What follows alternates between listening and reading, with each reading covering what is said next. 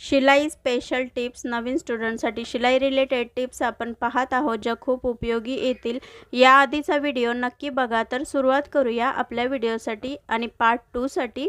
तर tip number 1, tailoring व्यवसाय सुरू कराल तेव्हा पहिल्यांदा लोक म्हणजे आपलेच नातेवाईक जवळपासचे बोलणारच, काय ग तू कपडे शिवतेस, हे सगळ्यात खालच्या दर्जाचं काम आहे, दुसरं काही करण्यासारखं मिळालं नाही। झालं इथेच आपण अनमोटिवेट होतो। हो, माझ्यासोबतही हेच झालंय। चला तर आपल्या कामाच्या गोष्टी करूया। टिप नंबर 2, सुरुवात कशी करावी। सर्वात आधी जवळ फक्त एक वही, पेन, टेप, मेजरिंग टेप बरं का, तो घ्या आणि आधी तो समजून घ्या की कसा वापरावा। त्यानंतर शिकाल की टेपच्या छाती मापानुसार पहिला, दुसरा, तिसरा, 10वा भाग कसा पाडावा। कारण सर्वात जास्त आणि सगळ्याच गोष्टीत महत्त्वाचा भाग म्हणजे टेप यूज करणं आहे। टिप नंबर 3, एकदा का मेजरिंग टेप कसा वापरात आणावा हे कळलं की दुसरी महत्त्वाची गोष्ट म्हणजे न्यूजपेपर।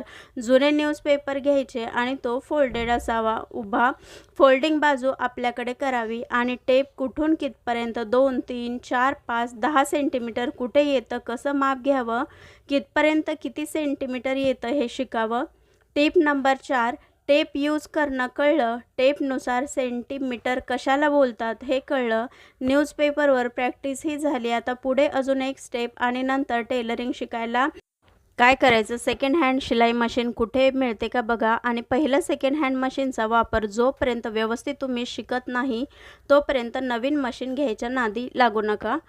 टिप नंबर 5, शिलाई मशीनवर कमीत कमी रोज 1 तास तरी चालवायची प्रॅक्टिस करा। नवीन शिकत असताना मशीन सरळ फिरवत असताना बरेच वेळा ती उलटी फिरते आणि हेच कारण आहे की आपण जुनी मशीन घेतली आहे। कारण उलटी जास्त वेळा फिरत असेल तर मशीन खराब होण्याची शक्यता जास्त असते। पण प्रॅक्टिस 8 दिवस रेग्युलर केली की व्यवस्थित आपण शिकू शकतो। Next, like video, please subscribe the channel.